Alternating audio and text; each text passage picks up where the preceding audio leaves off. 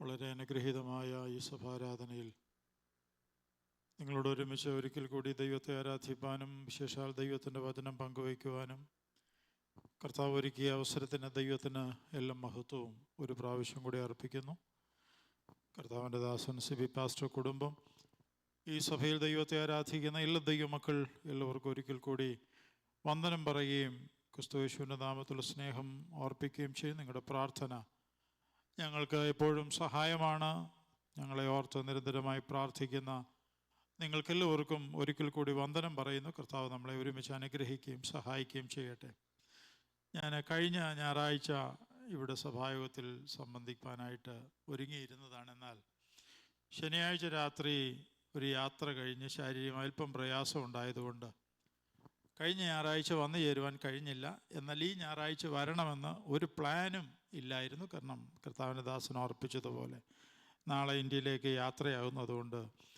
എന്നാൽ ഇന്നലെയല്ല മിനിഞ്ഞാന്നാണ് ഇന്ന് രാവിലെ ഇവിടെ സഭായോഗത്തിൽ വരുവാനുള്ള ക്രമീകരണങ്ങൾ ചെയ്ത്. അതും ദൈവത്തിൻ്റെ ഒരു നടത്തിപ്പാണെന്ന് ഞാൻ പൂർണ്ണമായിട്ട് വിശ്വസിക്കുന്നു. നമ്മുടെ ജീവിതത്തിൽ സകലതും ദൈവത്താൽ നിയന്ത്രിക്കപ്പെടുകയും ദൈവത്താൽ നയിക്കപ്പെടുകയും ചെയ്യുന്നു എന്ന് പൂർണ്ണമായിട്ട് വിശ്വസിക്കുകയും ദൈവഹിതത്തിന് സമ്പൂർണ്ണമായിട്ട് സമർപ്പിക്കുകയും ചെയ്യുന്നു. കർത്താവ് നമ്മളെ അനുഗ്രഹിക്കട്ടെ. വേഗത്തിൽ ദൈവ വചന ചിന്തകളിലേക്ക് നമുക്ക് പ്രവേശിക്കാം. പരിശുദ്ധാത്മാവ് വളരെ ഹൃദ്യമായിട്ട് ഇന്ന് രാവിലെ ഈ സഭാരാധനയിൽ നമ്മളോട് സംസാരിക്കട്ടെ. കർത്താവ് വലിയ കാര്യങ്ങളെ നമ്മുടെ നടുവിൽ ചെയ്യട്ടെ എന്ന് പ്രാർത്ഥിക്കുന്നു. 104 സങ്കീർത്തനം അതിൻ്റെ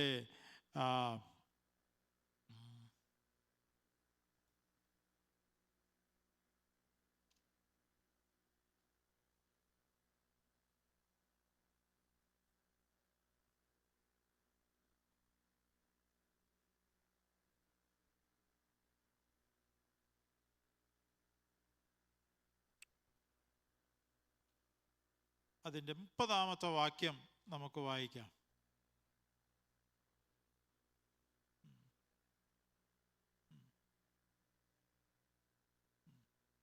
അടുത്ത വാക്യം കൂടെ.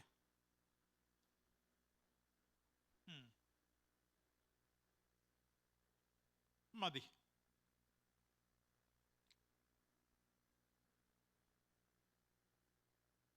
106 സങ്കീർത്തനത്തിൽ നിങ്ങളുടെ ഒരു വാക്യം നമുക്ക് വായിക്കണം.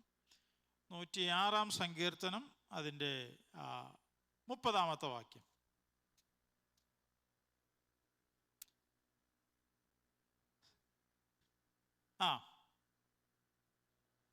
മതി. അപ്പോൾ ഫിനെഹാസ് എഴുന്നേറ്റു ബാധ നിർത്തലാകുകയും ചെയ്തു. ഞാൻ ഇന്ന് രാവിലെ ദീർഘമായി യാത്ര ചെയ്ത് വരുമ്പോൾ മറ്റൊരു സന്ദേശം ഇന്ന് നിങ്ങളുമായി പങ്കുവയ്ക്കണമെന്നെൻ്റെ ഹൃദയത്തിൽ ഞാൻ ക്രമീകരിച്ചു വെച്ചിരുന്നു. എന്നാൽ യാത്ര ചെയ്യുമ്പോൾ ദൈവത്തിൻ്റെ ആത്മാവ് ഈ വാക്യം എൻ്റെ ഹൃദയത്തോട് ഇടപെടാൻ തുടങ്ങി. ഇങ്ങനെയാണ് നമ്മൾ വായിച്ചത്: ഫിനെഹാസ് എഴുന്നേറ്റു, ശിക്ഷ നടത്തി. അടുത്ത വാക്യം ബാധ നിർത്തലായി. 2 ചിന്തകൾ ഈ വാക്യത്തിൽ നിന്നുകൊണ്ട് ഞാൻ പറയാം. ദൈവം ചിലതിനെ എഴുന്നേൽപ്പിക്കും, ചില ബാധകൾ നിർത്തലാകും. ഒന്നും കൂടെ ഞാൻ പറയാം. ദൈവം ചിലതിനെ എഴുന്നേൽപ്പിക്കും, ചില ബാധകളെ ദൈവം എന്ത് ചെയ്യും? നിർത്തലാക്കും. ദൈവത്തിന് സ്തോത്രം. എന്താ ബാധ എന്നൊക്കെ പറയാൻ തുടങ്ങിയാൽ എനിക്ക് ഈ പ്രസംഗം എങ്ങും എത്തിക്കാൻ പറ്റത്തില്ല. ഒറ്റ വാക്കിൽ ഞാൻ അതിനൊരു വിശദീകരണം തരാം. നമ്മളെ പ്രതികൂലമായി ബാധിക്കുന്നത് എന്തൊക്കെയാണോ അതൊക്കെ ഒരു ബാധയാ. ദൈവത്തിന് സ്തോത്രം. നിന്റെ ആത്മിക ജീവിതത്തിന്, നിന്റെ ഭൗതിക ജീവിതത്തിന്, നിന്റെ ശാരീരിക സ്വസ്ഥതയ്ക്ക്, നിന്റെ കുടുംബത്തിലെ സമാധാനത്തിന്, നിന്റെ കുഞ്ഞുങ്ങളുടെ സ്വസ്ഥതയ്ക്ക്, അവരുടെ ഭാവിക്ക്, അവരുടെ വളർച്ചയ്ക്ക്, ഒറ്റ വാക്കിൽ പറയാൻ മുൻപോട്ടുള്ള ഗമനത്തിന് തടസ്സമായി നിൽക്കുന്നതൊക്കെ നമ്മുടെ ജീവിതത്തിൽ ഒരു ബാധയാ. ദൈവത്തിന് സ്തോത്രം. എന്നാൽ ഇന്ന് രാവിലെ നമ്മളെ കൊണ്ട് മാറ്റാൻ പറ്റാത്ത ചില ബാധകളെ ദൈവ ദൈവത്തിന്റെ പരിശുദ്ധാത്മാവ് ഈ സഭായോഗത്തിൽ എടുത്തു മാറ്റും. അത് രോഗമായാലും ശരി, അത് മറ്റെന്തെങ്കിലും അസ്വസ്ഥതകളായാലും ശരി, അത് ജീവിതത്തിലെ ഏതെങ്കിലും പ്രതിസന്ധികളാകട്ടെ, അതിനെ മാറ്റാൻ കഴിവുള്ള ഒരുത്തനുണ്ട്. അത് നാം ആരാധിക്കുന്ന നമ്മുടെ ദൈവമാ. ദൈവത്തിന് സ്തോത്രം. ആമേൻ. അപ്പം ഇവിടെ ഒരു ബാധ നിർത്തലായി. വേറെ ഒന്നും ചെയ്തില്ല. ഒരുത്തനെ ദൈവം എന്ത് ചെയ്തു? ഈ സമൂഹത്തിന്റെ നടുവിൽ നിന്ന് എഴുന്നേൽപ്പിച്ചു. അതാരാണെന്ന് അവിടെ പറയുന്നുണ്ട്. എലയാസറിന്റെ മകൻ ഫിനെഹാസിനെ ദൈവം എഴുന്നേൽപ്പിച്ചു. സ്തോത്രം. എന്തിനാ ഇവൻ എഴുന്നേറ്റതെന്നും എന്താ ഈ ബാധയുടെ കാരണമെന്നും ഇവൻ എഴുന്നേറ്റതിന് ശേഷം എന്താ സംഭവിച്ചതെന്നൊക്കെ നമുക്ക് ധ്യാനിക്കണം. പക്ഷേ അത് മുഴുവൻ ചിന്തിപ്പാൻ നമുക്ക് സമയമില്ല. നിങ്ങളുടെ ചിന്തകളെ ഞാൻ സംഖ്യാപുസ്തകത്തിലേക്ക് ക്ഷണിക്കുന്നു. 22-ാം അധ്യായം, ബുക്ക് ഓഫ് ജഡ്ജസ്, നമ്പേഴ്സ് 22, 22-ാം അധ്യായം. അതിൻ്റെ 22-ാം അധ്യായത്തിലാണ് ഈ സംഭവങ്ങൾ ആരംഭിക്കുന്നത്. നിങ്ങൾ വീട്ടിൽ പോയി വായിച്ചാൽ മതി. 22-ാം അധ്യായം, 23-ാം അധ്യായം, 25-ാമത്തെ അധ്യായം വരെയുള്ള അധ്യായങ്ങൾ നിങ്ങൾ വീട്ടിൽ പോയി വായിച്ചാൽ ഈ മുഴുവൻ ചരിത്രത്തിൻ്റെയും സംഭവത്തിൻ്റെയും ഒരു ശരിയായ ചിത്രം നിങ്ങൾക്ക് കാണുവാനായിട്ട് കഴിയും. അവിടെ പറയുന്നു എന്തുകൊണ്ടാണ് ഇത് സംഭവിച്ചതെന്ന് പറയുന്നുണ്ട്. ഇത് ആരംഭിക്കുന്നത് എവിടാണെന്ന് ചോദിച്ചാൽ, ഈ ഇസ്രായേൽ ജനം ഇവരെങ്ങനെയാ മിസ്രയീമിൽ വന്നതെന്നും ഇവരെങ്ങനെയാ അവിടുന്ന് പുറപ്പെട്ടതെന്നും ഇവരുടെ യാത്രയെക്കുറിച്ചൊക്കെ നമുക്ക് അറിവുള്ളത് കൊണ്ട് ഞാൻ അതൊന്നും ചരിത്രം ഇന്ന് രാവിലെ ഇവിടെ പറയുന്നില്ല.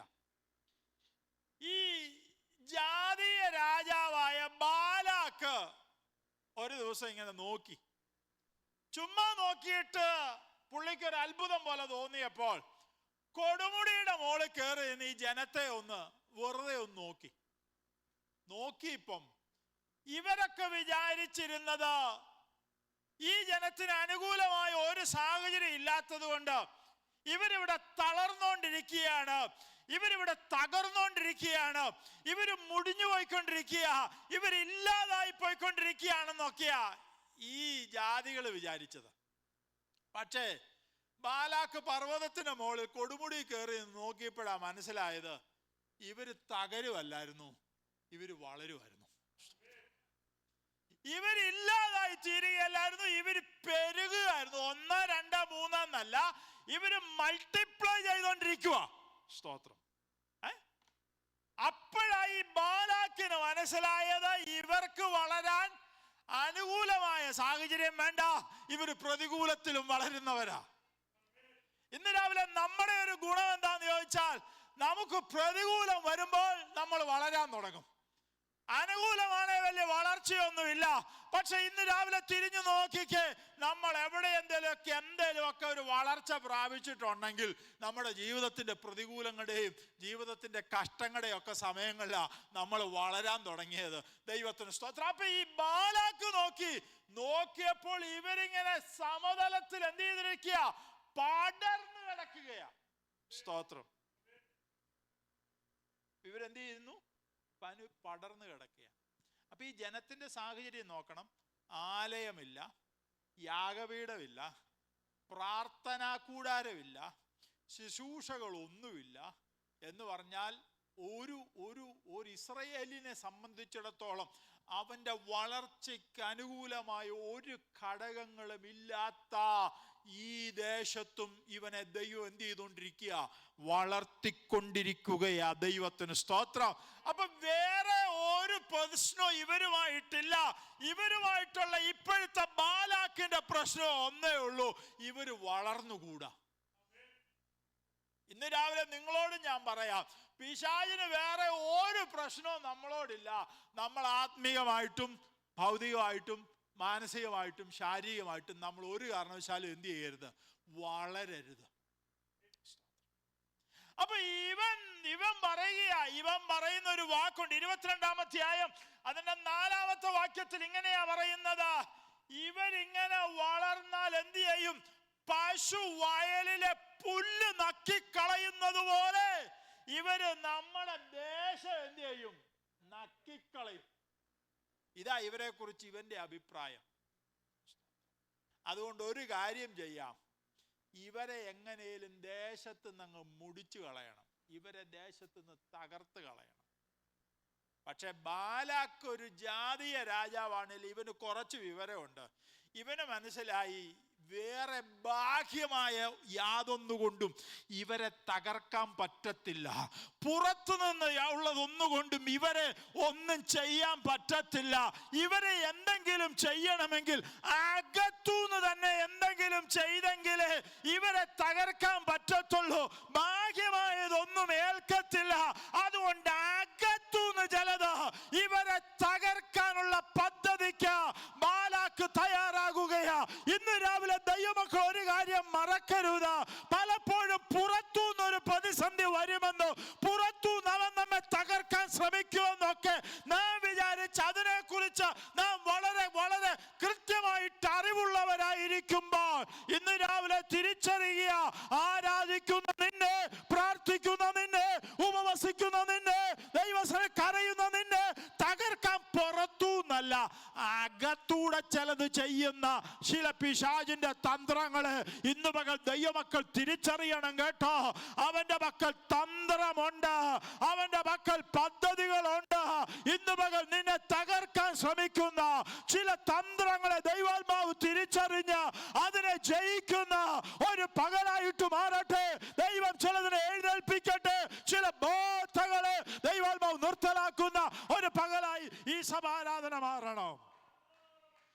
രക്തത്താൽ ജയം. അപ്പം സാത്താൻ പലപ്പോഴും നമ്മളെ തോൽപ്പിക്കുന്നത് വന്ന് ഒറ്റ അറ്റാക്ക് ചെയ്ത് ഡയറക്റ്റ് ആയിട്ട് അറ്റാക്ക് ചെയ്തൊന്നുമല്ല അവൻ നമ്മെ തോൽപ്പിക്കുന്നത്. അവൻ തന്ത്രങ്ങളിലൂടെയാണ് ദൈവജനത്തെ എന്ത് ചെയ്യുന്നത്? ഒരു ചെറിയ പ്രതിസന്ധി ഇട്ടാൽ മതി നമ്മൾ നിരാശരായി മാറും. ഒരു വേദന വന്നാൽ മതി നമ്മൾ ആകപ്പാടെ നമ്മൾ ഭാരപ്പെടാൻ തുടങ്ങും. ഒരു വഴി നമ്മുടെ മുമ്പിൽ അടഞ്ഞാൽ മതി നമ്മളെ വല്ലാതെ പ്രതികൂലത്തിലാകും. ചില സാമ്പത്തികമായ സ്രോതസ്സുകൾ നിന്നാൽ മതി നമ്മൾ ആകപ്പാടെ അങ്കലാപ്പിലാകും. പ്രാർത്ഥന നമ്മുടെ കുറയും, ആരാധന കുറയും, നമ്മുടെ ജീവിതത്തിൽ ബാക്കിയല്ല ദൈവാശ്രയം കുറയും. ഇതൊക്കെ അവന്റെ തന്ത്രമാണെന്ന് തിരിച്ചറിഞ്ഞ് അതിനെ ജയിക്കാനുള്ള ദൈവകൃപ നാം ഈ ദിവസങ്ങളിൽ പ്രാപിപ്പാനായിട്ടിടയായി തീരണം. Praise the Lord. അപ്പം ഈ പുറത്തു നിന്നുള്ളതിനെ നമുക്ക് പ്രാർത്ഥിച്ച് ജയിക്കാം.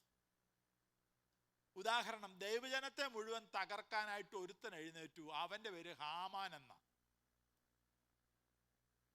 ദൈവജനം എന്ത് ചെയ്തു? ദൈവജനം ഒരുമിച്ചൊരു ഉപവാസം അങ്ങ് പ്രസിദ്ധപ്പെടുത്തി. അവര് പ്രാർത്ഥിക്കാൻ തുടങ്ങി. എന്തു സംഭവിച്ചു? ദൈവജനത്തിന് വിടുതലും ഹാമാൻ തകർച്ചയായി. സ്തോത്രം. അപ്പൊ പ്രാർത്ഥനയിൽ പുറത്തുനിന്ന് വന്നവനെ പ്രാർത്ഥനയിലൂടെ ജയിക്കാൻ ഇവർക്ക് കഴിവുണ്ടെന്നറിയുന്ന ബാലാക്ക് ചെയ്യുന്നത് പുറത്തുനിന്നല്ല, അകത്തുനിന്ന്. രണ്ടുപേരെ ആരാധിക്കാൻ പോയി, വേറെ ആരുമല്ല, സ്വന്തം സഹോദരങ്ങൾ രണ്ടുപേരാ ആരാധിക്കാൻ പോകുന്നത്. ഇവര് തമ്മിൽ ആരാധന സ്ഥലത്ത് വെച്ചൊരു പ്രശ്നം. പുറത്തുനിന്ന് ആരെങ്കിലും ആണോ വന്നത്? അല്ല. അകത്ത് ആരാധിക്കാൻ നിന്ന രണ്ടുപേരെ ആരാധന സ്ഥലത്ത് വെച്ച് പ്രശ്നമുണ്ടാക്കി. ആരാധിക്കാൻ വന്ന ഒരുത്തൻ ആരാധിക്കാൻ വന്നവനെ എന്ത് ചെയ്തു? ദൈവമക്കൾ തിരിച്ചറിയുക, ദൈവജനത്തെ പലപ്പോഴും പിശാച് ആക്രമിക്കുന്നത് പുറത്തുനിന്നല്ല, അകത്തൂടെ തന്നെ എഴുന്നേൽപ്പിക്കുകയാണ്. വീണ്ടും ചരിത്രം പറയാം, ഒറ്റവാക്കി പറയാം. മോശയ്ക്കും അഹരോനും ദൈവപ്രവർത്തികൾക്കെതിരെ കൂട്ടത്തിൽ 250 കോരഹ്, അബീരാം, ദാൻ തുടങ്ങി 250 പേരെ ചില കുടുംബങ്ങളിൽ നിന്ന് ദൈവജനത്തിന് വിരോധമായിട്ട് എഴുന്നേൽപ്പിച്ചു. സ്തോത്രം. അങ്ങനെയാണ് ഇപ്പോൾ ബാലാക്ക് എന്ത് ചെയ്തു? അകത്തുള്ള ഒരുത്തനെ, യഹോവയുടെ നാമത്തിൽ പ്രവചിക്കുന്ന ഒരുത്തനെ ഇപ്പൊ കൊണ്ടുവന്നു. ആർക്കെതിരെ? ദൈവജനത്തിനെതിരെ. ദൈവത്തെ ആരാധിക്കുന്ന ജനത്തിനെതിരെ പ്രവചിക്കാൻ, അവരുടെ വളർച്ചയെ തടയാൻ, അവരുടെ മുമ്പോട്ടുള്ള സുഗമമായ യാത്രയെ തടയാൻ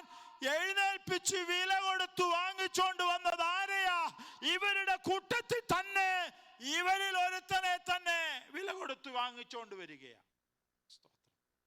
കൊടുമുടി കയറി ബാലാക്ക് എവിടെ നിന്ന് നോക്കി ജനത്തെ കണ്ടോ അവിടെ തന്നെ ബിലയാമിനെ കയറ്റി നിർത്തി പറഞ്ഞു, ഈ ജനത്തെ നീ എന്ത് ചെയ്യണം? ശപിക്കണം. ശപിക്കാനാണ് കണ്ണടച്ച് കൈ ഉയർത്തി ഇവൻ നിന്നതെങ്കിലും ഇവന്റെ വായിൽ ശാപം വരുന്നില്ല, ഇവന്റെ വായിൽ അനുഗ്രഹമാ വരുന്നത്.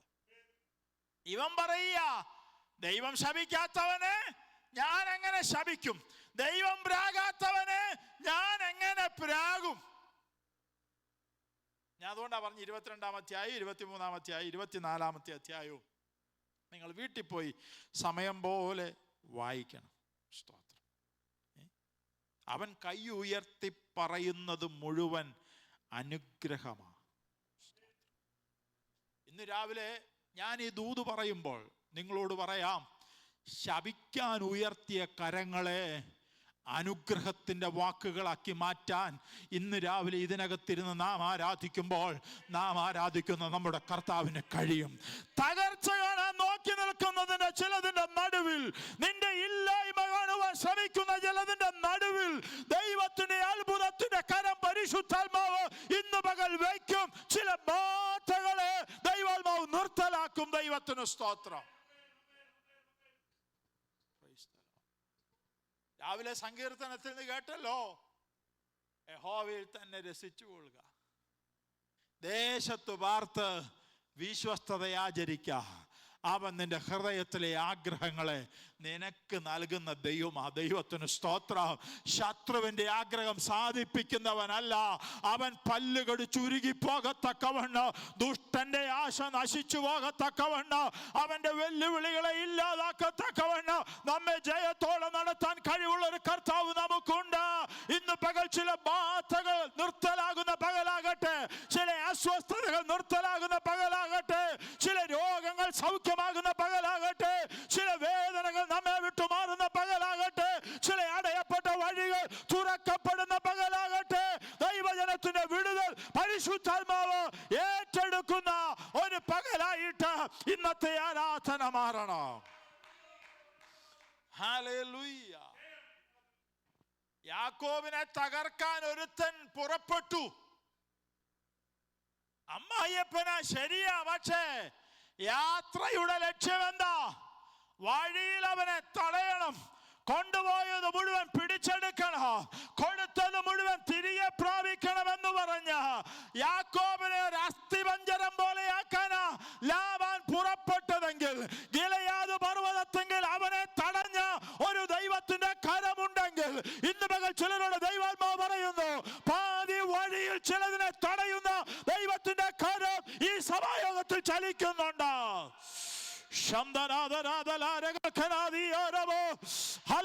ഇല്ലാതാക്കുവാനും മുടിച്ചു കളയുവാനും പാതി വഴിയിൽ തീർത്തു കളയുവാനോ ചില ലാഭാന്മാർ പദ്ധതി ഒരുക്കുമ്പോൾ ഇന്ന് പകൽ ദൈവാത്മാവ് പറയുന്നു, ഇല്ല, വഴിയിൽ തടയുന്ന ഒരു ദൈവം നമുക്കുണ്ട് കേട്ടോ.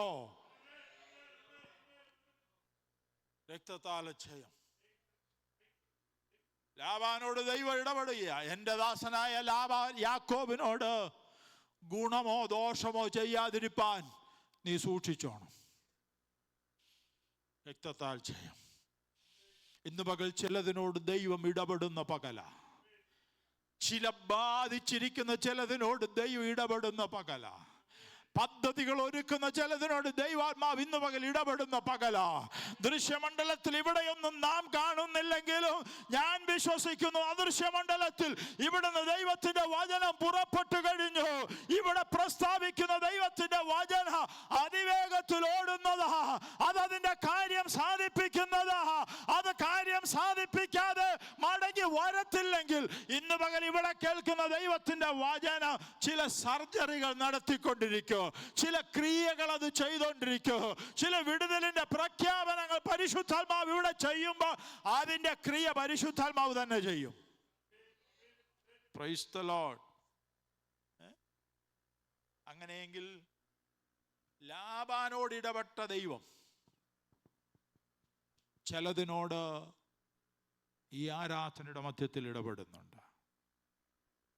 നിനക്ക് വിരോധമായി കത്തിച്ച മെഴുകുതിരികൾ, നിനക്ക് വിരോധമായി കത്തിച്ച ആ ആചാരത്തിൻ്റെ പരിപാടികൾ, അതിനെയൊക്കെ ദൈവം അതിൻ്റെ ശക്തിയെ നിർമൂലമാക്കി ഒരു ജയം തരാൻ കഴിവുള്ള കർത്താവാണെന്ന് ഈ പകൽ വിശ്വസിക്കട്ടെ. ദൈവത്തിന് സ്തോത്രം. ബിലെയാം ബാലാക്ക് നോക്കി നിൽക്കുമ്പോ ബിലെയാമിന്റെ വായിൽ കൂടെ ശാപം വരുന്നില്ല, വരുന്നത് മുഴുവൻ അനുഗ്രഹമാണ്. ബിലെയാം എന്നാണല്ലോ സത്യം പറഞ്ഞു കേട്ടോ. ബിലെയാം പറഞ്ഞു, എനിക്ക് ശപിക്കണമെന്നുണ്ട്, പക്ഷേ വായിൽ കൂടെ വരുന്നത് മുഴുവൻ എന്താ? അനുഗ്രഹമാണ്. ഞാൻ കഴിഞ്ഞ പ്രാവശ്യം പ്രസംഗിച്ചപ്പോൾ പറഞ്ഞു, യോസേപ്പ് പറഞ്ഞൊരു പ്രസ്താവനയുണ്ട്. സഹോദരന്മാരെ നോക്കിയിട്ട് പറഞ്ഞു, നിങ്ങളല്ല ഇതിൻ്റെ കാരണം, ദൈവം എന്നെ അയച്ചിട്ടാകുന്നു ഞാനിവിടെ വന്നത്. 3 പ്രാവശ്യം യോസേപ്പ് ആ വാക്ക് പറയുന്നുണ്ട്. നിങ്ങളല്ല കാരണം, ദൈവമാകുന്നു. നിങ്ങളെനിക്ക് ദോഷം ചെയ്തെങ്കിലും ദൈവം അതെന്താക്കി മാറ്റി? ഗുണമാക്കി മാറ്റി. ഇന്ന് രാവിലെ നാം ഇവിടെ ഒരു ദൈവത്തെ ആരാധിക്കുമ്പോൾ പുറകോട്ടൊന്ന് തിരിഞ്ഞു നോക്കിക്കേ. തിന്മയ്ക്ക് ശത്രു ചെയ്തത് മുഴുവൻ ദൈവം ഗുണമാക്കിയില്ലേ? ദോഷത്തിന് ചെയ്തത് മുഴുവൻ ദൈവം നമുക്ക് അനുഗ്രഹമാക്കിയില്ലേ? എത്ര ചരിത്രം നമുക്ക് പറയാനുണ്ട്. നമ്മൾ പോലും വിചാരിച്ചു ഇത് തിന്മയായി തീരുമെന്ന്. പക്ഷേ ഒന്നും തിന്മയായി തീരുവാൻ ദൈവം സമ്മതിച്ചില്ല. എല്ലാം ദൈവം നന്മയാക്കി തീർത്തെങ്കിൽ ഇന്ന് രാവിലെയും വിശ്വസിക്ക്, ഇന്ന് കടന്നു പോകുന്ന ജീവിതത്തിന്റെ സാഹചര്യങ്ങളും ദൈവത്തിന് നന്മയാക്കി മാറ്റാൻ കഴിവുള്ള ഒരു ദൈവത്തെ ഞാൻ സേവിക്കുന്നത് എന്നുള്ള ബോധ്യം നമ്മുടെ അകത്ത് വരണം. ദൈവത്തിന്റെ വചനം നമ്മുടെ ഉള്ളിൽ ഒരു വലിയ ബലം നൽകുവാനായിട്ടിടയായി തീരട്ടെ.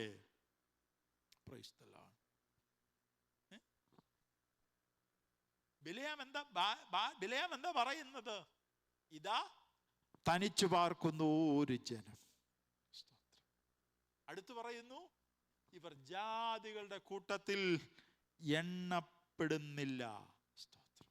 ഏറ്റവും പ്രധാനപ്പെട്ട ഒരു കാര്യം, ഇവരിങ്ങനെ പരന്നിരിക്കുന്നു, ഇവർക്കൊന്നുമില്ല, നിങ്ങൾ പറയുന്നതൊന്നും ഇവർക്കിടയിൽ കാണാനില്ല. ഇതൊക്കെ പറയുമ്പോഴും ബിലെയാം കണ്ട ഒരു കാഴ്ച ഞാൻ പറയാം. ബിലെയാം പറയുന്നൊരു വാക്കുണ്ട്, ഇവർ തനിച്ചു പാർക്കുന്ന ജനമാണെങ്കിലും, ഇവർ ജാതികളുടെ കൂട്ടത്തിൽ എണ്ണപ്പെടാതിരിക്കുന്നവരാണേലും, ഇവരൊരു വലിയ ശക്തിയില്ലാത്തവരാണേലും, യാഗപീഠം അവിടെ കാണാനില്ലെങ്കിലും, ആരാധനയുടെ മഹത്വം അവർക്ക് നഷ്ടപ്പെട്ടു പോയെങ്കിലും, ഒന്നുമില്ലെങ്കിലും ഒറ്റ വാക്ക് അവരെ കുറിച്ച് ബിലെയാം എടുത്തു പറയുക, അവരുടെ ദൈവമായ യഹോവ അവരുടെ നടുവിലുണ്ട്. ഇന്ന് രാവിലെ നമ്മുടെ ബലം ഇത്രയേ ഉള്ളൂ പ്രിയമുള്ളവരെ. നമ്മുടെ ദൈവം നമ്മുടെ കൂടെ ഉണ്ടെന്നുള്ളതാണ് നമ്മുടെ ഉറപ്പെങ്കിൽ ഇന്ന് പകൽ നിരാശകൾക്ക് സ്ഥാനമില്ല, സങ്കടങ്ങൾക്ക് സ്ഥാനമില്ല. ഉറപ്പോടെ പറയാൻ കഴിയുമോ? അവരുടെ ദൈവമായ യഹോവ അവരുടെ കൂടെ ഇരിക്കുന്നു എന്നല്ല പറയേണ്ടത്, എന്റെ ദൈവമായ യഹോവ എന്നോട് കൂടെ ഇരിക്കുന്നു.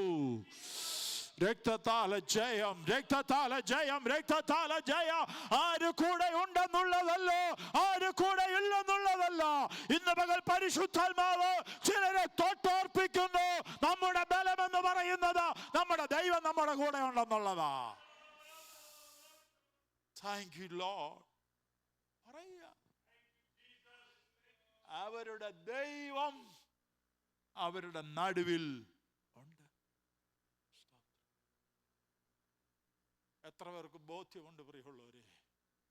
ഇന്ന് രാവിലെ ജീവിതത്തിന്റെ സങ്കടങ്ങളുടെ നടുവിൽ, ജീവിതത്തിലെ വെല്ലുവിളികളുടെ നടുവിൽ, ജീവിതത്തിലെ ഉത്തരമില്ലാത്ത ഒത്തിരി ചോദ്യങ്ങളുടെ നടുവിൽ, എല്ലാറ്റിനും കൂടെ ഒരൊറ്റ ഉത്തരം പരിശുദ്ധാത്മാവ് ഇന്ന് പകൽ പറയുന്നു, നമ്മുടെ ദൈവം നമ്മുടെ കൂടെ ഉണ്ടെന്നുള്ളതാ നമ്മുടെ ഉത്തരം. പ്രിയമുള്ളവരെ, ഞാൻ എത്ര താഴ്ചയിലൂടെ പോയാലും, ഞാൻ എത്ര വേദനയിലൂടെ പോയാലും, ഞാൻ എത്ര പ്രതിസന്ധിയിലൂടെ പോയാലും, ഞാൻ ഏതെല്ലാം വിഷയങ്ങളെ ഓർത്ത് എത്ര സങ്കടപ്പെടേണ്ടി വന്നാലും, ഒരു കാര്യം നമ്മുടെ അകത്തുനിന്ന് പകൽ ആണി കൊണ്ട് എഴുതുന്നത് പോലെ പരിശുദ്ധാത്മാവ് എഴുതട്ടെ, അവരുടെ ദൈവം അവരുടെ നടുവിലുണ്ട്. സ്തോത്രം.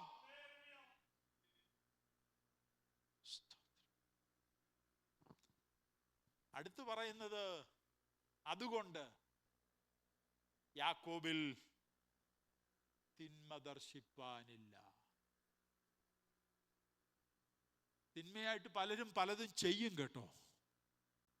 പക്ഷേ ഈ ജനത്തിൻ്റെ നടുവിൽ എന്ത് കാണാനില്ല? തിന്മ കാണാനില്ല. അടുത്തു പറയുന്നു, കഷ്ടത ദർശിപ്പാൻ ഇല്ല. അടുത്തു പറയുന്നു, കാട്ടുപോത്തിന് തുല്യമായ ബലം അവർക്കുണ്ട്. ഗുസ്തി പിടിച്ചു നോക്കിയിട്ടാണോ വിലയാൻ പറയുന്നത്? അല്ല. ദൂരെ പർവ്വതത്തിന് മുകളിൽ നിന്ന് നോക്കിയപ്പോൾ ഒരുത്തം പറയുക, അവർക്ക് എന്തുണ്ട്? കാട്ടുപോത്തിന് തുല്യമായ ശക്തിയുണ്ട്. അത്ഭുതപ്പെട്ടു. എങ്ങനെ മനസ്സിലായി? ഇവന് അവിടെ നോക്കിയപ്പോ നമ്മൾ ബലമില്ലെന്നും നമ്മൾ ശക്തിയില്ലെന്നും നമ്മൾ ക്ഷീണിതരാന്നൊക്കെ പറയുമ്പോൾ ശത്രുവിനറിയാം നമ്മുടെ ബലം. അവൻ പറയാം അടുക്കാനും തൊടാനും പറ്റത്തില്ല, കാരണം കാട്ടുപോത്തിന് തുല്യമായ ബലമുണ്ട്. നമ്മുടെ ബലം കൊണ്ടല്ല, നമ്മുടെ ബലം കൊണ്ട്. ഒരു വാക്ക് പറഞ്ഞു, അവരുടെ ദൈവമായ യഹോവ അവരുടെ നടുവിൽ. അതുകൊണ്ട് സങ്കീർത്തനക്കാരൻ പറയുന്നത്, യഹോവ എൻ്റെ ബലവും എൻ്റെ കീർത്തനവുമാകുന്നു. യഹോവ എൻ്റെ ജീവന്റെ ബലം, ഞാൻ ആരെ പേടിക്കും? ദൈവത്തിന് സ്തോത്രം. എനിക്ക് ബലമില്ല, എനിക്ക് ശക്തിയില്ല, എനിക്ക് കഴിവില്ല, എനിക്ക് പ്രാപ്തിയില്ല. പക്ഷേ സങ്കീർത്തനക്കാരന് ഉറപ്പുണ്ട്, ദൈവം എൻ്റെ കൂടെയുണ്ട്. യഹോവ എൻ്റെ ജീവന്റെ ബലമാ. ഞാൻ ആരെ പേടിക്കും? എൻ്റെ വൈരികളും ശത്രുക്കളുമായ ദുഷ്കർമ്മികൾ എൻ്റെ മാംസം തിന്നുവാൻ എന്നോട് അടുക്കുമ്പോൾ അവരെന്ത് ചെയ്യും? ഇടറി വീഴൂ. കാരണം അടുക്കാൻ പറ്റാത്തൊരു ബലം എന്നിലുണ്ട്. ഞാൻ ഇന്ന് രാവിലെ നിങ്ങളോട് ചോദിക്കട്ടെ, തകർക്കാൻ എത്രയോ പ്രാവശ്യം ശത്രു അടുത്തതാ. മൂടോടെ മുടിച്ചു കളയുവാൻ പിശാച് എത്രയോ പ്രാവശ്യം പദ്ധതികൾ ഒരുക്കിയതാ. എങ്ങനെയാ പിടിച്ചു നിന്നത്? പ്രാർത്ഥനയുടെ കൂടുതലായിരുന്നോ? അല്ല പ്രിയമുള്ളവരെ. ആരാധനയുടെ കൂടുതലായിരുന്നോ? അല്ല പ്രിയമുള്ളവരെ. നമ്മൾ കൊടുത്തതിൻ്റെയും കർത്താവിന് വേണ്ടി ചെയ്തതിൻ്റെയും ഒക്കെ എന്തെങ്കിലും ബലമാണോ? ഒന്നുമല്ല. ബലമുള്ള ഒരുത്തൻ എൻ്റെ കൂടെ ഉണ്ടായിരുന്നത് കൊണ്ട് തകർന്നു പോകാതെ ഇവിടം വരെ എത്തിയെങ്കിൽ, ഇന്ന് രാവിലെ ഞാൻ ഉറപ്പോടെ ഒരിക്കൽ കൂടി ദൈവസഭയോട് പറയുന്നു, ഈ ദൈവം എന്നും എന്നേക്കും നമ്മുടെ ദൈവമാകുന്നു. ജീവപര്യന്തം നമ്മെ നടത്തുവാൻ അവൻ ശക്തനായ ദൈവമാണെന്നുള്ള ഒരു ഉറപ്പോടെ വേണം ഈ ആലയം വിട്ടു മടങ്ങുവാൻ. ഹല്ലേലൂയ. ഞാൻ ഇന്ന് രാവിലെ നിങ്ങളോട് പറയാം, ഇവിടുന്ന് മടങ്ങുമ്പോൾ വന്നതുപോലെ പോകരുത്. നാം അറിയാത്തൊരു ബലം നമ്മുടെ അകത്ത് വ്യാപരിക്കട്ടെ. നാം അറിയാത്തൊരു ശക്തി നമ്മുടെ അകത്ത് വ്യാപരിക്കട്ടെ. മുമ്പോട്ട് പോകാനുള്ള ഒരു ഊർജം തരുന്ന ഒരു ബലം നമ്മുടെ അകത്ത് വ്യാപരിക്കട്ടെ. ശത്രു പറയുക, ഇവർക്ക് എന്തുണ്ട്? കാട്ടുപോത്തിന് തുല്യമായ ബലമുണ്ട്. നമ്മളിവിടെ ഇരുന്ന് പറയുക, എനിക്ക് ബലമില്ല, ശക്തിയില്ല. പക്ഷെ നോക്കി നിന്നവന് മനസ്സിലായി, ഇവരാരാ? ഇവര് ബലമുള്ളവരാ. സങ്കീർത്തനക്കാരൻ 84 അതുകൊണ്ടാ പറയുന്നത്, ബലം നിന്നിലുള്ള മനുഷ്യൻ ഭാഗ്യവാൻ. ഇങ്ങനെയുള്ളവരുടെ മനസ്സിൽ വഴി പുറത്തൊന്നുമില്ല, പക്ഷെ വഴി എവിടെയുണ്ട്? അകത്തുണ്ട്. പുറത്തുള്ള വഴിയൊക്കെ പിശാചിന് അടയ്ക്കാൻ പറ്റത്തുള്ളൂ, പക്ഷെ അകത്ത് ഈ ബലമുള്ളവന്റെ വഴി മുഴുവൻ അവന്റെ അകത്താ. നിന്റെ ഒരു വഴിയും പിശാച് അടക്കുകയല്ല കേട്ടോ. നിന്റെ ഒരു വഴിയിലും നിന്നെ തടയാൻ അവന് പറ്റത്തില്ല. കാരണം ഈ വഴി ആർക്കും കാണാൻ കഴിയാത്തത് നിന്റെ അകത്തവനിട്ടിരിക്കുകയാ. തക്ക സമയമാകുമ്പോൾ പോകേണ്ടുന്ന വഴിയിലൂടെ നമ്മെ നടത്തുന്ന ഒരു കർത്താവ് നമുക്കുണ്ട്. സ്തോത്രം. അതുകൊണ്ട് പിന്നെയും പറയുക, കാട്ടുപോത്തിന് തുല്യമായ ബലം ഉള്ളത് കൊണ്ട്. അടുത്ത് പറയുന്ന വാക്യം എങ്ങനെ? ആഭിചാരം യാക്കോബിന് ഫലിക്കയില്ല. ഇനി ഞാനിവിടെ നിന്ന് എന്തെങ്കിലും ലക്ഷണവിദ്യ പറയാന്ന് വിചാരിച്ചാലും അതെന്ത് ചെയ്യത്തില്ല? ഏൽക്കത്തില്ല ദൈവ സ്തോത്രം. നിങ്ങൾ വായിച്ചു നോക്കണം. ഇന്ന് രാവിലെ, ഇന്ന് വീട്ടിൽ പോയി നിങ്ങൾ സമയം കിട്ടുമ്പോൾ ഈ രാത്രിക്ക് മുമ്പ് നിങ്ങൾ വായിക്കണം. അവരെ കുറിച്ച് പറയുന്നു, ജലം ബലം പ്രാപിച്ച് മുന്നോട്ട് പോകുകയും ഇവരെ എങ്ങനെയും തകർക്കണമെന്നൊരു ഒരുമ്പിട്ടാ ഇവൻ ഈ പ്രവർത്തികൾ മുഴുവൻ ചെയ്തത്. പക്ഷെ എന്ത് ചെയ്തു? പറയാൻ വന്നത് മുഴുവൻ ദൈവം അനുഗ്രഹമാക്കി മാറ്റി. ദൈവം ഇതൊക്കെ ചെയ്തെങ്കിലും, ഇതിന്റെ രണ്ടാം ഭാഗം ഞാൻ പറയാം. ദൈവം ഇതൊക്കെ ചെയ്തെങ്കിലും ഈ ജനത്തിന് ചെറിയൊരു പെശക് പറ്റി. അവിടെയാണ് ബാധ ഇവരുടെ കൂടാരത്തിൽ വന്നത്. ദൈവം ചെയ്യാനുള്ള മുഴുവൻ കാര്യവും ദൈവം എന്ത് ചെയ്തു? ചെയ്തു. ഈ ബിലയാം ഇതൊക്കെ ചെയ്തിട്ട്, കാരണം ഈ ബിലയാമിന് മനസ്സിലായി ഒരു പണിയും ഇവരോട് ഏൽക്കത്തില്ല, പോരാടി തോൽപ്പിക്കാനും ജയിക്കാനൊന്നും പറ്റത്തില്ല. കാരണം ദൈവം അവരുടെ നടുവിലിരിക്കുക. പക്ഷെ ഈവൻ പോകാൻ സമയത്ത് ഒരു ചെറിയ പണി ഒപ്പിച്ചിട്ടാ പോയത്. വെളിപ്പാട് പുസ്തകം ഒന്ന് എടുത്ത്, വെളിപ്പാട് പുസ്തകം 2-ാം അധ്യായം അതിന്റെ 14-ാമത്തെ വാക്യം. Book of Revelation chapter 2 verse 14. 2-ാം അധ്യായം 14-ാമത്തെ വാക്യം ഒന്ന് വായിച്ചേ. ആ ആ ആ ശ്രദ്ധിച്ചോണം. ഇനി ആ ഭാഗം ശ്രദ്ധിച്ചു. ഇസ്രായേൽ മക്കൾ വിഗ്രഹാർപ്പിതം തിന്നേണ്ടതിന്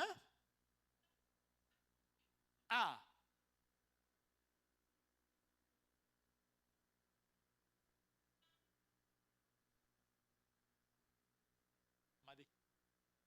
മനസ്സിലായോ? ശപിക്കാനൊത്തില്ല, ഒരു ദോഷം ഇവർക്ക് ചെയ്യാൻ പറ്റിയില്ല. പോയപ്പം ബാലാക്കിനോട് പറഞ്ഞു കൊടുത്തിട്ട് പോയി, ഇനി ഇവരെ തോൽപ്പിക്കാൻ ഒറ്റ പരിപാടിയുള്ളൂ. എങ്ങനെയും പതുക്കെ കുറച്ച് വിഗ്രഹാർപ്പിത ഇവരെ കൊണ്ട് എന്ത് ചെയ്യണം? ഇരിക്കണം. കാരണം ഇവർക്കൊരു പ്രമാണമുള്ളവരാ. ഇതൊന്നും ഇവർക്ക് തിന്നാൻ പറ്റത്തില്ല. ഇവരൊരു പ്രമാണം, ദൈവം എഴുതി കൊടുത്തൊരു പ്രമാണത്തിൽ ജീവിക്കുന്നവരാ. അതുകൊണ്ട് എന്തെങ്കിലും ഇനി ഇവർക്കൊരു ദോഷം വരുത്തണമെങ്കിൽ ശാപം കൊണ്ടും ആഭിചാരം കൊണ്ടും ലക്ഷണവിദ്യ കൊണ്ടും ഒന്നും പറ്റത്തില്ല.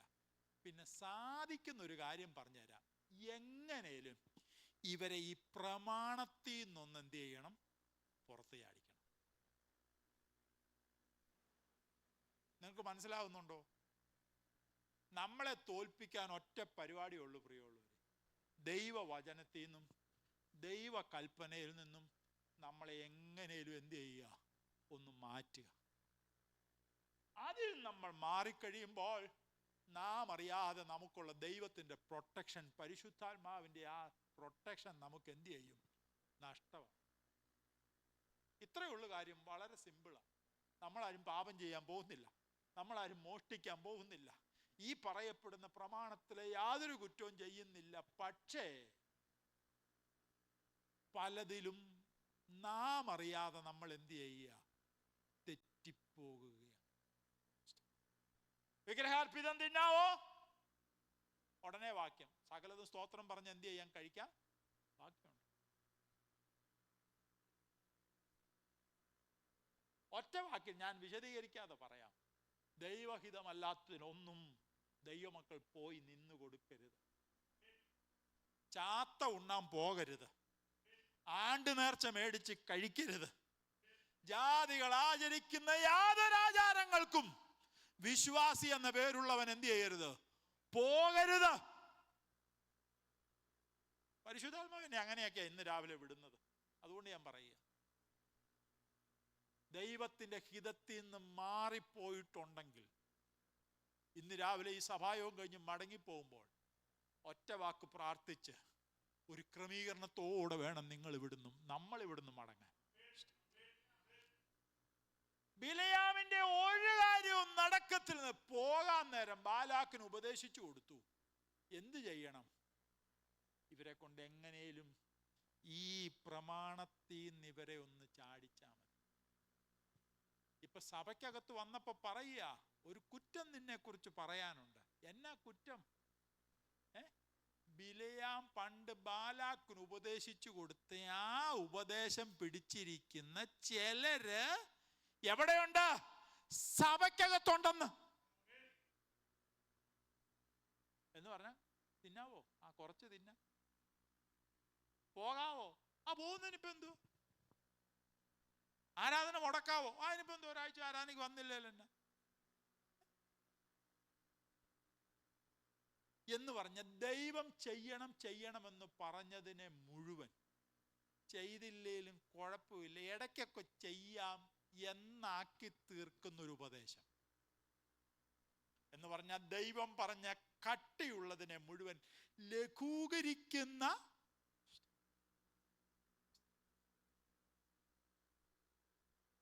ഞാൻ ഇനി അതിൻ്റെ അപ്പുറത്തോട്ട് പോകുന്നില്ല, പോയാൽ നിങ്ങൾക്ക് പ്രയാസമായെങ്കിലോ എന്ന് വിചാരിച്ച് ഞാൻ അവിടെ നിർത്തുക.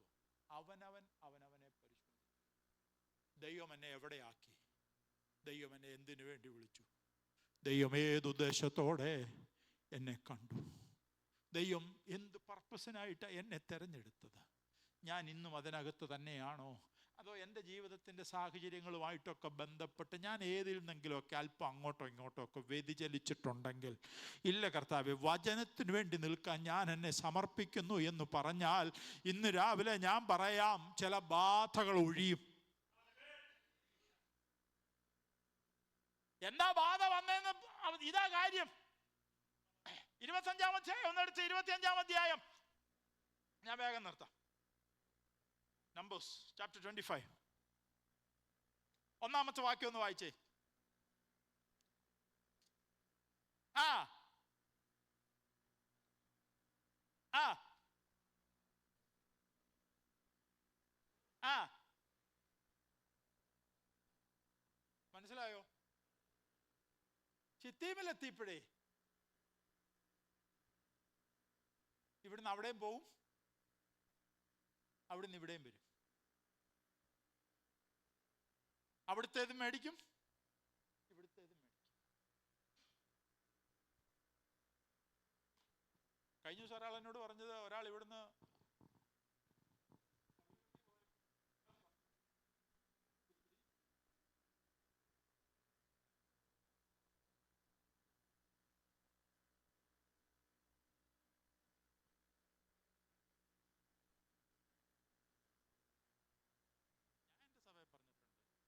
പരിപാടികൾക്കൊക്കെ പോയിട്ട് വല്ലതൊക്കെ വീട്ടിൽ വന്ന് കയറിയിട്ട് എന്നെ പ്രാർത്ഥിക്കാൻ എന്ത് ചെയ്തേക്കരുത്, എനിക്ക് നേരമില്ല. ഞാൻ പറഞ്ഞത് ഇപ്പൊ ഇവര് ചെയ്തത് അതാ. ജാതികളുമായിട്ട് ഇവരെന്ത് ചെയ്തു? അടുത്ത വാക്യത്തിൽ യഹോവയുടെ കോപം ജ്വലിച്ചു. പാളയത്തിൽ ഒരു വലിയ സംഹാരം നടന്നു. ഒരു കൂട്ടം സെക്കൻഡ് കൊണ്ടില്ലാതായി. ഒരുത്തൻ എഴുന്നേറ്റു, പ്രമാണത്തിന് വിരോധമായി നിന്നതിൻ്റെയൊക്കെ എതിരെ ഒരു ശിക്ഷ അങ്ങ് നടത്തി. എന്ത് സംഭവിച്ചു? ബാധ.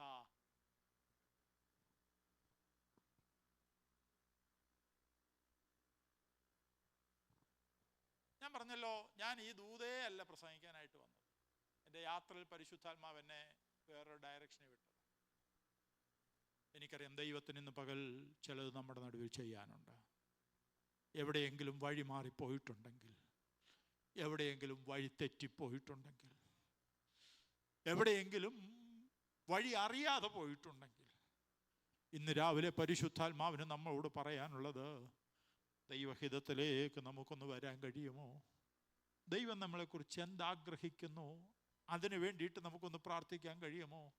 അതറിയത്തില്ലെങ്കിൽ കർത്താവിനോട് ചോദിക്കണം, കർത്താവ് നീ എന്നെ എന്തിനാ വിളിച്ചത്?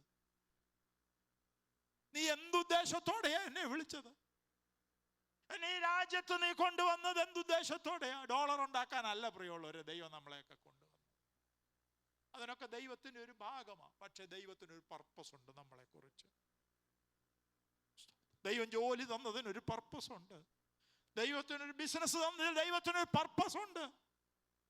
ദൈവത്തിന് ശുശ്രൂഷ തന്നെങ്കിൽ അതിന് പർപ്പസ് ഉണ്ട്. നമുക്ക് നമ്മെ ഒന്ന് ദൈവകരങ്ങളിൽ ഇന്ന് രാവിലെ സമർപ്പിക്കാൻ കഴിയുമോ? ചിലത് നിർത്തലാകാൻ ഒറ്റ വഴിയേ ഉള്ളൂ. നാം ഒരു ക്രമീകരണത്തിനായിട്ട് ദൈവകരങ്ങളിൽ നമ്മളെ സമർപ്പിക്കും. ഞാനതിന് തയ്യാറാണെന്ന് പറയാൻ കഴിയുന്ന എത്ര പേരുണ്ട്? വേറെ ആരെയും ശ്രദ്ധിക്കേണ്ട ഒരു സമയമല്ലിത്. എന്നെ ഞാനൊരു സമ്പൂർണമായ ദൈവഹിതത്തിനായിട്ട് സമർപ്പിക്കുന്നു എന്ന് പറയാൻ കഴിയുമോ? ഇവിടുത്തെ നഷ്ടങ്ങളല്ല നമുക്ക് വലുത്, അതിനേക്കാൾ ഉയരത്തിൽ ഒരു വലിയ ലാഭം നമുക്കുണ്ടെന്ന് കാണാൻ കഴിയണം. മോശ മിസ്രൈമിലെ സകല നിക്ഷേപങ്ങളെക്കാളും ദൈവജനത്തോടുകൂടെ കഷ്ടം അനുഭവിക്കുന്നത് ലാഭമെന്ന് കണ്ടെങ്കിൽ താൽക്കാലികമായുള്ള ചിലതിനു വേണ്ടി വിലയുള്ള ചിലതിനെ നഷ്ടപ്പെടുത്തരുത്. നമുക്കൊന്ന് പ്രാർത്ഥിക്കാം. കർത്താവേ, സമ്പൂർണമായ ദൈവഹിതത്തിനായിട്ട് ഞാൻ എന്നെ സമർപ്പിക്കുന്നു.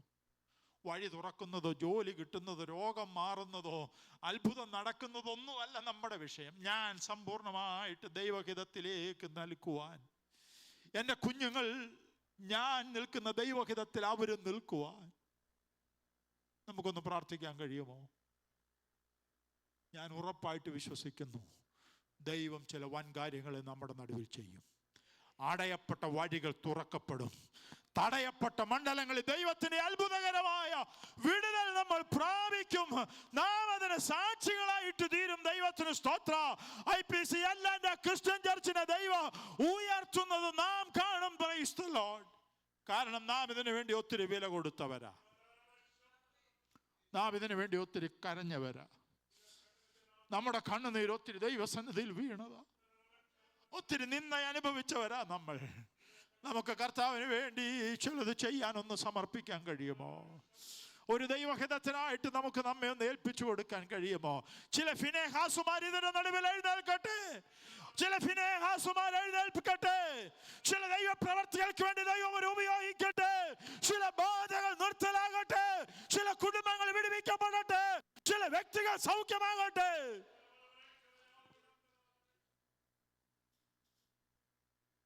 നമ്മെ സമർപ്പിക്കാം. കർത്താവ് നമ്മളെ അനുഗ്രഹിക്കട്ടെ.